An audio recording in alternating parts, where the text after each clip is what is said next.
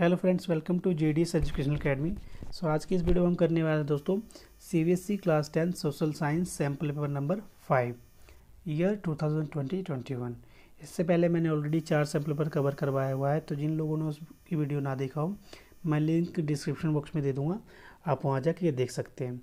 सो आज की इस वीडियो में दोस्तों हम सेम पैटर्न प्रोसेस को फॉलो करेंगे, जिसमें हम सेक्शन नंबर ए का जो पोर्शन होता है 16 क्वेश्चन का आउट ऑफ 80 मार्क्स में से, जिसमें आपके MCQs question, fill in the blanks, definitions के क्वेश्चन जो बनते हैं 1 मार्क्स के, वो सारे हम यहाँ पे कवर करने वाले हैं। सो आप इस वीडियो को शुरू से लेकर अंत तक ज़रूर देखें, क्योंकि जो आपका डिस्क्राइब वाले क्वेश्चन होते हैं उसमें तो बच्चे ईजिली स्कोर कर लेते हैं, क्योंकि उसमें आपको कुछ ना कुछ लिखना होता है और you will get marks easily. But MCQs में क्या होता है दोस्तों कि अगर आपको करेक्ट आंसर पता होगा तभी आप आंसर सही लगा पाएंगे, तो इसलिए प्रैक्टिस मस्ट है। तो इस वीडियो को शुरू से लेकर अंत तक जरूर देखें। तो चलिए स्टार्ट करते हैं। Section number A, question number first. Question है which year were to great economic hardship in Europe. So जिन्होंने पढ़ा होगा इसके बारे में वही आंसर करेक्ट कर पाएंगे, तो इसलिए क्या है दोस्तों, प्रैक्टिस मस्ट है। सो बताइए, हंगर हार्डशिप का एक टॉपिक था आपका चैप्टर नंबर फर्स्ट में हिस्ट्री का, तो उसमें से कौन सा ईयर में हुआ था हंगर हार्डशिप का in Europe? In 1820s, 1850s, 1890s, 1830s। सो आपका करेक्ट आंसर क्या होगा दोस्तों? ऑप्शन नंबर डी, 1830s में हुआ था hunger hardship in Europe. Question number second देखते हैं। क्वेश्चन नंबर सेकंड है आपका which English poet organise the fund and later went to fight in the war against the Muslim empire. आपके option है Metternich, second है आपका Frederick सोरायू, third है गैस्पी Mazzini और डी है दोस्तों आपका लॉर्ड ब्रियन। तो कौन से ऐसे इंग्लिश पोएट थे जिन्होंने फंड ऑर्गेनाइज किया था मुस्लिम के अगेंस्ट? तो वो थे दोस्तों आपके Lord Byron. Option number D is correct.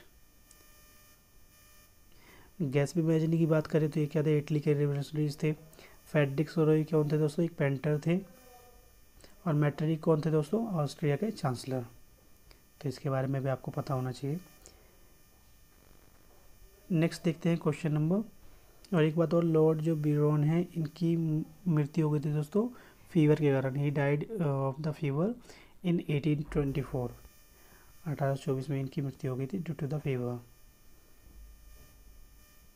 Next question देखते हैं, question number third. Question number third है it was seen as a symbol of western economic and culture domination. Option है आपके glass work, saltpetre, khadi cloth and foreign cloth. तो आपका answer होगा option number D is correct, foreign cloth. Western economic and culture domination, foreign cloth. Question number 4 देखते हैं, fill in the blank से आपका इन 2005 dash was formulated with the objective of increasing productivity, improving quality, ensuring the good price to jute farmer and enhancing the yield per hectare। तो आपका fill in the blanks में answer क्या आएगा दोस्तों? ये आपकी एक पॉलिसी आई थी, नेशनल जूट पॉलिसी, ध्यान रखिएगा, नेशनल जूट पॉलिसी इन 2005। ठीक है, तो आपका आंसर क्या होगा? National jute policy. Next question देखते हैं, इसी में और करके दिया हुआ है dash is the major dash is the major power providing corporation in India. तो आपका आंसर क्या होगा दोस्तों? NTPC, NTPC. इसका फुल फॉर्म आप लोग मुझे कमेंट बॉक्स में लिख कर बताएंगे। नेक्स्ट देखिए, क्वेश्चन है आपका fifth, T is also an important dash crop introduced in India initially by the British। आपके ऑप्शन है इंटेंसिव, कमर्शियल, बेवरेज और food. So your answer will be, क्या होगा आंसर आपका? Option number C is correct, beverage food. Question number 6 देखते हैं। Question number 6 है India's diverse climate can be harnessed to grow a wide range of. First है high value crops, fuel crops, industrial crops, low value crops. So आपके answer होंगे यहाँ पे high value crop. Option number A is correct. Question number 7 है A type of resource named R is found in a Chota Nagpur region but cannot be utilized due to the lack of appropriate technology. How can we classify R? ठीक है, तो ऐसा resource बताना जो छोटा Nagpur reason में तो मिल रहा है लेकिन उसको यूटिलाइज नहीं कर सकते क्योंकि हमारे पास अच्छी टेक्नोलॉजी नहीं है। तो आप उस जो रिसोर्स है उसको किस रूप में क्लासीफाइड करेंगे, किस में रखेंगे?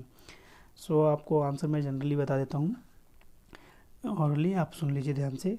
Are must be a stock resource, है ना, क्या करेंगे आप उसे एज ए स्टॉक रिसोर्स के रूप में रखेंगे। बिकॉज क्योंकि those materials in the environment have to potential to satisfy the human needs, but human being do not have the appropriate technology to access this. So this is called stock resources. तो आपका answer क्या होगा? Stock resources. Next question देखते हैं, question number 8। Question number 8 है आपका, who discover the coffee plant? तो किसने किया था? आपका आंसर होगा ऑप्शन नंबर सी, काल्दी।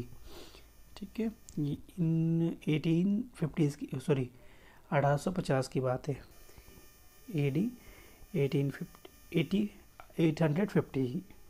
ठीक है, ये क्या है? बेसिकली एक अरब गॉड हार्डर थे, उन्होंने स्टार्ट किया था। तो आपका आंसर क्या होगा? काल्दी। टाइम की बात करें तो 850 ईस्वी के आसपास। क्वेश्चन नंबर 9 देखते हैं। क्वेश्चन नंबर 9 है आपका, which community was rich and powerful in Belgium? तो कौन सी कम्युनिटी थी रिच एंड पावरफुल? आपके ऑप्शन है French, none of this, Dutch और जर्मन। तो आपका आंसर क्या होगा दोस्तों? Your answer will be option number A is correct, French community. Next question है question number 10, what do you mean by horizontal power sharing? तो आपको पता ही होगा हॉरिजॉन्टल और वर्टिकल के बारे में। हॉरिजॉन्टल में कौन से आते हैं आपके? लेजिस्लेचर, एग्जीक्यूटिव और जुडिशरी। और अगर वर्टिकल की बात करें तो कौन सा आएगा आपका? सेंट्रल गवर्नमेंट, स्टेट गवर्नमेंट और लोकल गवर्नमेंट। सो आपको डिफाइन करना है, तो अब इसे सिंपल वे में डिफाइन कर सकते हैं। When the power is share among different organ of the government such as the legislature, executive, judiciary, it is called horizontal share of power. इसी का आपका सेकंड पार्ट है, which country has adopted Buddhism as a official religion? So कौन सी country हो? That is Sri Lanka. याद रखिएगा, answer आपका श्रीलंका होगा। नेक्स्ट क्वेश्चन देखते हैं, क्वेश्चन नंबर 11। क्वेश्चन नंबर 11 है, in which year the use of English as an official language was adopted in India? So English को एज अ ऑफिशियल लैंग्वेज कब यूज़ किया गया था, एडॉप्ट किया गया था, स्टॉप किया गया था? तो अब your answer will be in 1956। Next question देखते हैं, क्वेश्चन है आपका, what will be the role of apex court if dispute arise between different level of government in the exercise of their power? तो आपका आंसर क्या होगा? The apex court acts as in the umpire if disputes arise between the different level of government in exercise of their respective power. Generally the court have the power to interpret the constitution and the power of different level of the government। ये ध्यान रखिएगा apex power court के बारे में। Next question number 12 है, more days of work and better wages local school is able to provide quality education for their children, there is no social discrimination and they too can become leader in the village. The above development goals falls under which category of person? So अब इसका answer होगा आपका option number B is correct, landless and rural labourers. Option number B is correct. Next question देखते हैं, question number 13।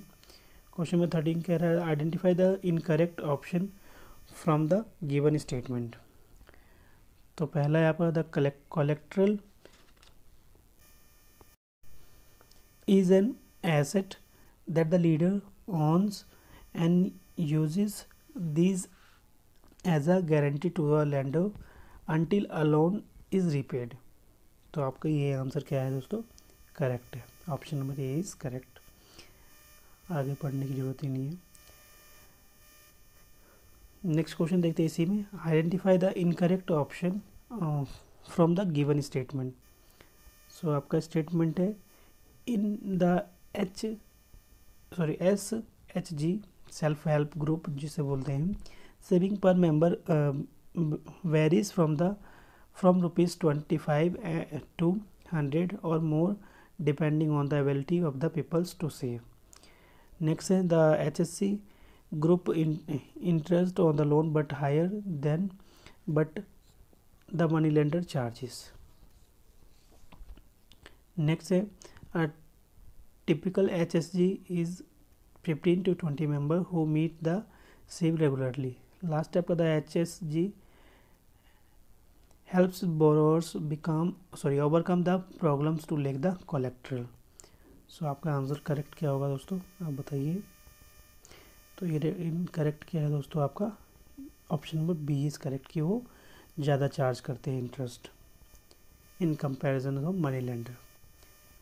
आपको पता है वो बहुत कम इंटरेस्ट रेट में क्या करते हैं, लोन को प्रोवाइड करते हैं ताकि लोगों की मदद हो सके कम्युनिटी का। तो ऑप्शन नंबर बी क्या होगा, आपका वहाँ पे रॉन्ग होगा। क्वेश्चन 14 देखते हैं। क्वेश्चन नंबर 14 कह रहा है banks in India holds about 15% of deposits as a cash as the provision. Option A to maintain the ATMs, to distribute the money as a charity, to pay depositors who came to withdraw their money, to pay the staff salaries. तो 15% bank जो है अपने पास cash रखती है किस provision के लिए, तो ऑप्शन नंबर सी करेक्ट होगा, to pay the depositors who come to withdraw their money, है ना। क्योंकि बैंक के कुछ पैसे अपने पास रख लेते हैं, क्योंकि जो डिपॉजिट करते हैं बैंक में पैसे वो कभी भी अपने पैसे लेने के लिए आ सकते हैं, तो उसके लिए 15% अपने पास बैंक क्या रखती है, रिजर्व रखती है। नेक्स्ट क्वेश्चन देखते हैं। क्वेश्चन नंबर 15 कह रहा है which one of the following is not the objectives of WTO world trade organisation. तो आपके ऑप्शन है to increase the competition among all trading partners, second है to lessen the degree disequilibrium and the international balance of the payments of members, third है to promote world trade in manners that benefits every country, last है to expand the utilise world's resources to the waste. तो आपका correct answer क्या है दोस्तों, option number B is correct, to lessen the degree of disequilibrium in the international balance of payments of member. Option number B is correct. Last question देखते हैं statement का।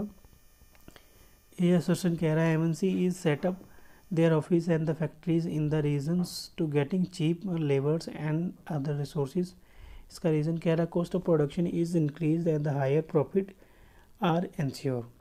आपके option है both A and R true but R is correct explanation of A. Second है B both A and R true but R is not correct explanation of A. Third है आपका A is correct but R is wrong. Last है आपका A is wrong but R is correct. तो आपका correct answer क्या होगा दोस्तों, आपका option number C is correct, A is correct but R is wrong.